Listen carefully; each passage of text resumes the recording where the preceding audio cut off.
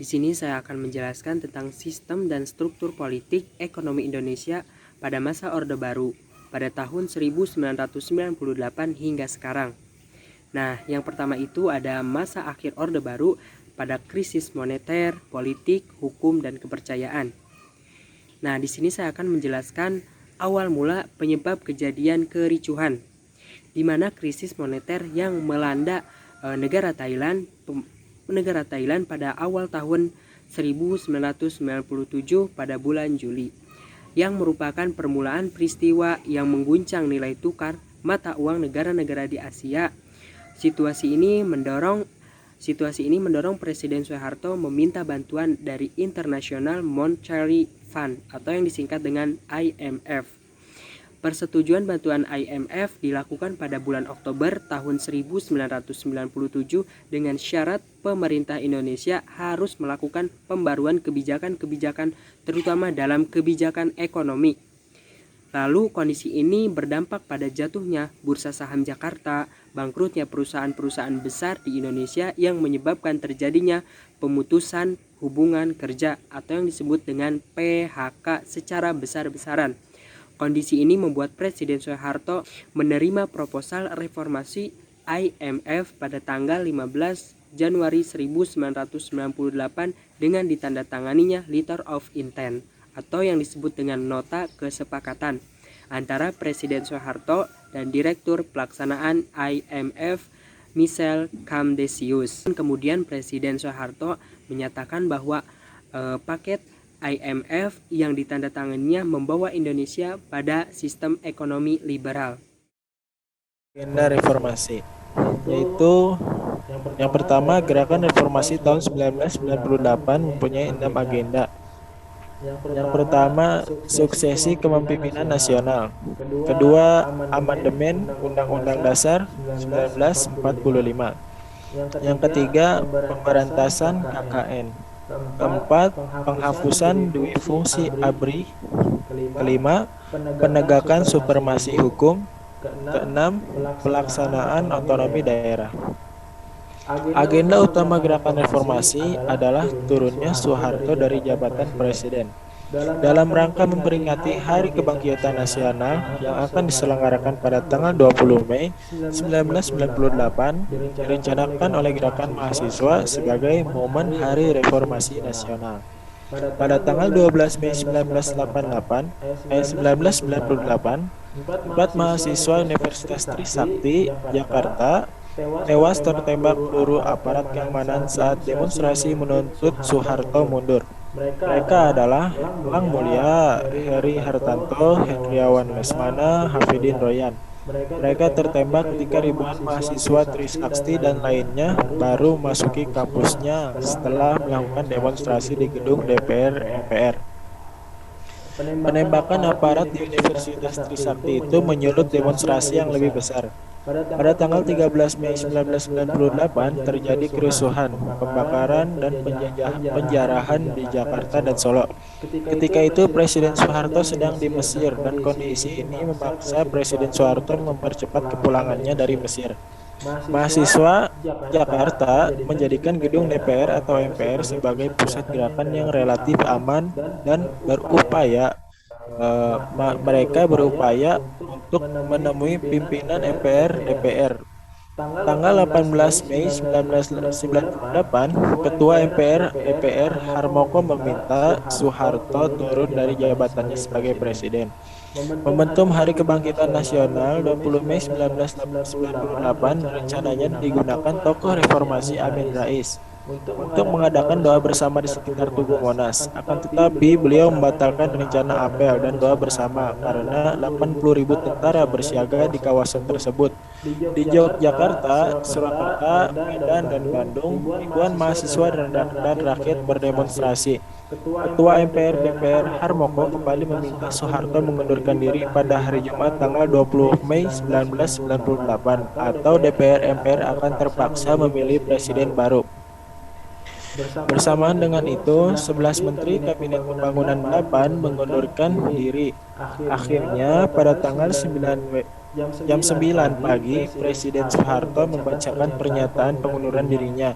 Itulah beberapa peristiwa penting menyangkut gerakan reformasi tahun 1998. Soeharto akhirnya mengundurkan diri dari jabatan presiden yang telah dipegang selama 32 tahun. Selanjutnya adalah perkembangan politik dan ekonomi. Yang pertama adalah pada masa pemerintahan B.J. Habibie. Pada 21 Mei 1998, pada hari itu juga Wakil Presiden B.J. Habibie dilantik menjadi Presiden Republik Indonesia ketiga di bawah pimpinan Mahkamah Agung di Istana Negara.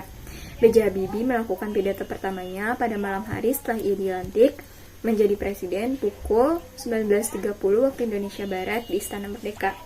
Poin penting dari pidatonya itu di bidang politik antara lain dengan memperbarui berbagai perundangan dalam rangka lebih meningkatkan kualitas kehidupan berpolitik yang bernuansa pada pemilu sebagaimana yang telah diamanatkan oleh Garis-Garis Besar Hukum Negara atau GBHN. Yang kedua di bidang hukum antara lain meninjau kembali undang-undang subversi.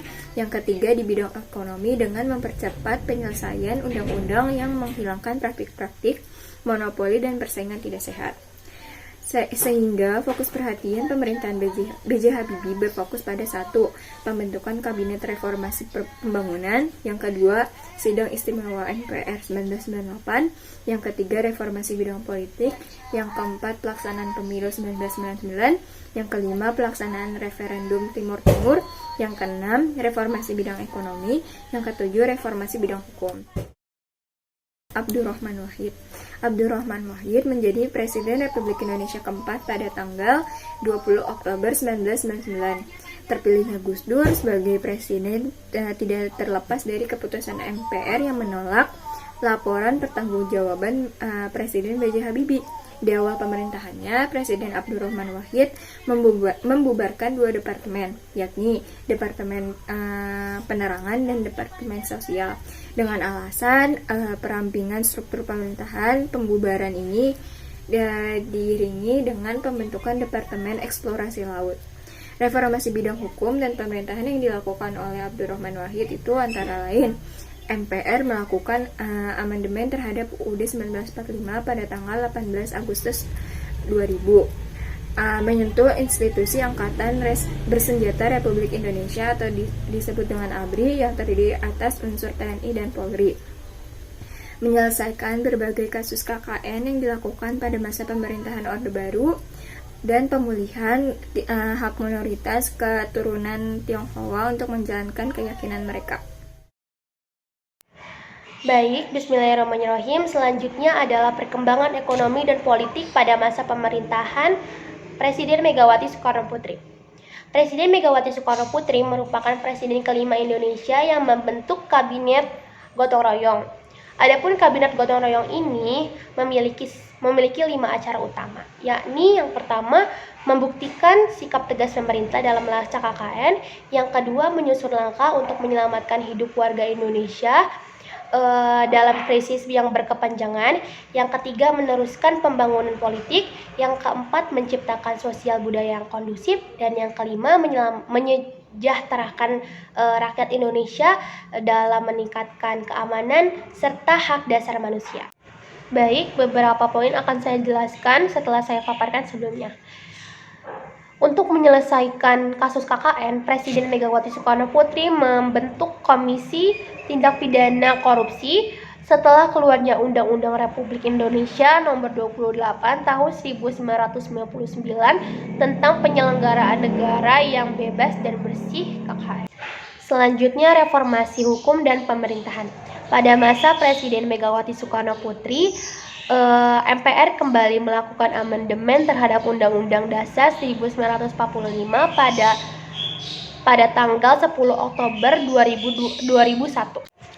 Dan pada masa pemerintahan Presiden Megawati pula berupaya untuk melakukan reformasi di bidang pers yang ditandai dengan dikeluarkannya Undang-Undang Pers dan Penyiaran. Selanjutnya pada masa reformasi di bidang ekonomi, Presiden Megawati Soekarno Putri mencatat pencapaian yang pada bidang ini yang mana sebelumnya sempat terpuruk, dan ketika pada masa pemerintahan beliau Pencapaiannya alhamdulillah naik dan melonjak tinggi. Yang terakhir adalah masa pemerintahan Susilo Bambang Yudhoyono. Susilo Bambang Yudhoyono merupakan presiden pertama Republik Indonesia yang dipilih secara langsung oleh rakyat. Susilo Bambang Yudhoyono merupakan atau yang sering disapa SBY dan Yusuf Kala dilantik oleh MPR sebagai presiden dan wakil presiden Republik Indonesia yang ke-6 pada 20 Oktober 2004. Tidak lama setelah terpilih, Presiden Susilo Bambang Yudhoyono segera membentuk susunan kabinet pemerintahannya yang diberi nama Kabinet Indonesia Bersatu. Sejak awal pemerintahannya, Presiden Susilo Bambang Yudhoyono memprioritaskan untuk menyelesaikan permasalahan kemiskinan dan pengangguran serta pemberantasan KKN yang ia canangkan dalam program 100 hari pertama pemerintahannya. Reformasi di bidang politik dan upaya menjaga kesolidan pemerintahan, yaitu dengan pembentukan Sekretariat Gabungan atau Setgab antara Partai Demokrat dan partai-partai politik lainnya yang mendukung SBY. Yang kedua, pemerintah berupaya untuk mengadakan reformasi birokrasi yang mengedepankan aspek transparansi, partisipasi, dan akuntabilisasi demi mencapai good government. Reformasi birokrasi ini diharapkan dapat meningkatkan kepercayaan rakyat terhadap pemerintah. Selanjutnya adalah upaya untuk menyelesaikan permasalahan di dalam negeri. Yang pertama, konflik berkepanjangan di wilayah Aceh dan Papua yang belum juga berhasil diselesaikan pada masa pemerintahan presiden sebelumnya mendapat perhatian serius dari Presiden Susilo Bambang Yudhoyono. Pemerintah mengupayakan untuk lebih mengaktifkan forum-forum dialog dari tingkat lokal Aceh hingga ke tingkat internasional. Yang kedua adalah salah satu kebijakan Presiden untuk menyelesaikan konflik Poso adalah dengan mengeluarkan Instruksi Presiden Nomor 14 Tahun 2005 tentang langkah-langkah komprehensif penanganan masalah Poso. Dan yang terakhir adalah euforia berdemokrasi, demokrasi masa reformasi. Dengan jatuhnya pemerintahan masa Orde Baru, maka keinginan untuk mendapatkan ruang politik dan pemerintahan untuk mengatur wilayahnya sendiri menjadi keinginan di daerah-daerah yang akhirnya melahirkan Undang-Undang Otonomi Daerah. Selanjutnya, di bidang pers, euforia berdemokrasi melahirkan banyak media massa baru yang lebih bebas dalam menyampaikan aspirasi masyarakat. Namun, kebebasan berpers harus tetap memperhatikan keadilan dan kejujuran dalam menyebarkan beritanya. Sekarang saya akan menjelaskan perkembangan ilmu pengetahuan dan teknologi. Nurtanio, Industri Dirgantara Nasional. Perkembangan industri pesawat terbang berawal ketika Presiden Soeharto memanggil pulang ahli aeronika lulusan Universitas Aceh, Jerman, yaitu B.J. Habibie pada tahun 1974. Beliau menugaskan B.J. Habibie untuk mempersiapkan segala hal terkait pembangunan industri dirgantara nasional. B.J. Habibie mengembangkan industri-industri strategis dengan mendirikan Badan Pengkajian dan Penerapan Teknologi atau BPPT. Disinilah ia merencanakan dan mengembangkan industri-industri strategis di Indonesia dengan melalui Badan Perencana Industri Strategis atau BEPIS. Dari BEPIS ini dikembangkanlah industri pesawat terbang Nurtanio atau IPTN di Bandung. IPTN mulai beroperasi pada tahun 1976. Untuk mengembangkan industri ini, B.J. Habibie melakukan kerjasama dengan industri pesawat terbang yang berada di Eropa, yaitu diantaranya industri MBB di Jerman dan CASA di Spanyol.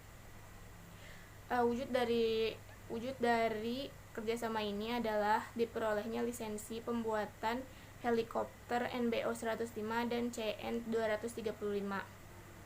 Pada awalnya IPTN hanya memperoleh penguasaan alih teknologi tinggi berdasarkan lisensi yang dimilikinya. Tahap berikutnya, IPTN diizinkan untuk merakit pesawat-pesawatnya sendiri. Pesawat-pesawat tersebut di Indonesia.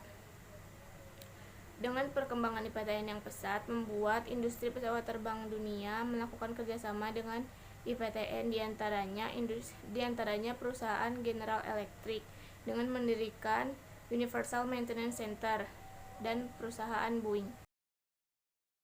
Teknologi komunikasi dan transportasi. Tanggal 16 Agustus tahun 1997 merupakan awal revolusi teknologi komunikasi di Indonesia. Pada saat itu, pemerintah Orde Baru mengembangkan sistem komunikasi berbasis satelit untuk menghubungkan komunikasi di seluruh wilayah Indonesia. Sistem komunikasi ini lebih dikenal dengan sebutan Sistem Komunikasi Satelit Domestik Palapa atau SKSD Palapa. Penamaan Palapa diambil dari Sumpah Patih Gajah Mada dalam upayanya menyatukan wilayah geografis Nusantara. Pengembangan SKSD Palapa ini menjadikan Indonesia sebagai negara berkembang pertama yang menggunakan satelit untuk komunikasi domestiknya. Salah satu manfaatnya adalah meningkatnya kualitas komunikasi publik di seluruh wilayah Indonesia, dan tidak hanya dimanfaatkan oleh publik, namun SKSD Palapa ini juga dimanfaatkan oleh ABRI untuk meningkatkan komunikasinya sebagai lembaga pertahanan dan keamanan nasional. Tidak hanya teknologi komunikasi yang berkembang, namun teknologi transportasi juga berkembang. Dalam upaya memperlancar perhubungan dan perkembangan ekonomi di Jawa maupun di luar Jawa, pemerintah membangun jalan trans dan juga jalan tol. Pada tahun 1987, pemerintah membangun jalan tol dalam kota yang menghubungkan Cawang dan Tanjung Priuk. Pembangunan jalan tol ini menggunakan teknologi karya anak bangsa yang bernama Djokorde Raka Sukawati. Nama teknologi ini adalah teknologi Sosrobahu. Teknologi Sosrobahu menjadi kebanggaan nasional. Tidak hanya digunakan untuk membangun jalan tol dalam negeri, namun teknologi ini juga digunakan untuk membangun jalan tol di luar negeri.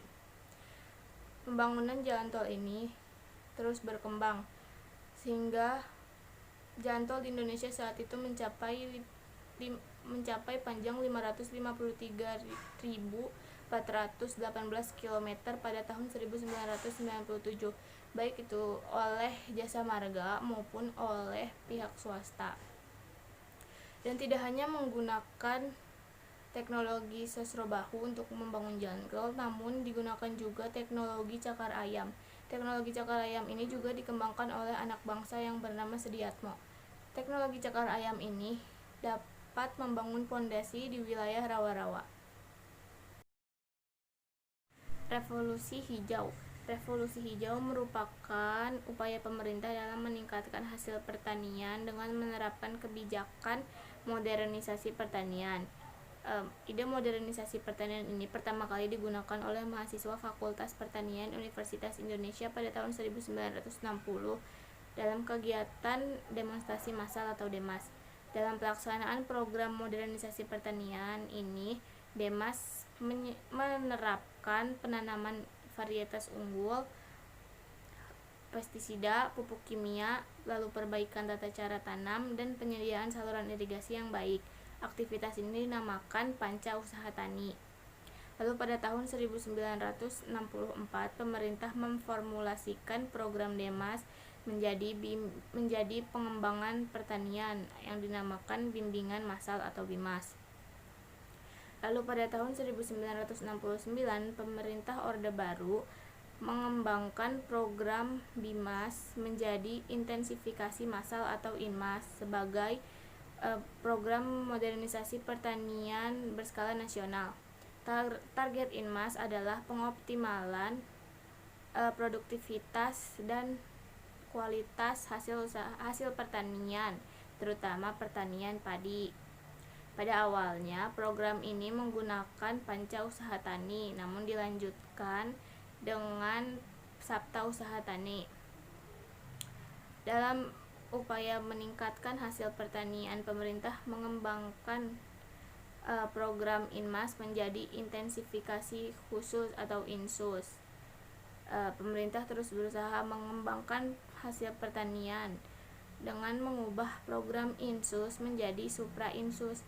Dalam program ini memanfaatkan teknologi yang sudah ada dengan penggunaan zat perangsang tumbuhan. Dan terakhir adalah dampak perkembangan teknologi. Terdapat dampak positif dan juga dampak negatif. Dampak positif adalah dapat menyampaikan informasi dengan lebih cepat dan mudah. Yang kedua, memudahkan manusia dalam melakukan kegiatan sehari-hari. Yang ketiga, lebih cepat dan mudah dalam berpergian. Dampak negatifnya adalah yang pertama, manusia menjadi malas dalam berkomunikasi secara langsung. Yang kedua, perkembangan anak-anak dalam hal bersosialisasi menjadi sangat lamban karena terlalu fokus dengan gadget. Dan yang ketiga, terciptanya sifat dan sikap ketergantungan terhadap teknologi yang semakin canggih. Alhamdulillahirabbil alamin. Baik, sekian dari kami. Mohon maaf apabila ada kesalahan kata. Terima kasih atas perhatiannya. Wassalamualaikum warahmatullahi wabarakatuh.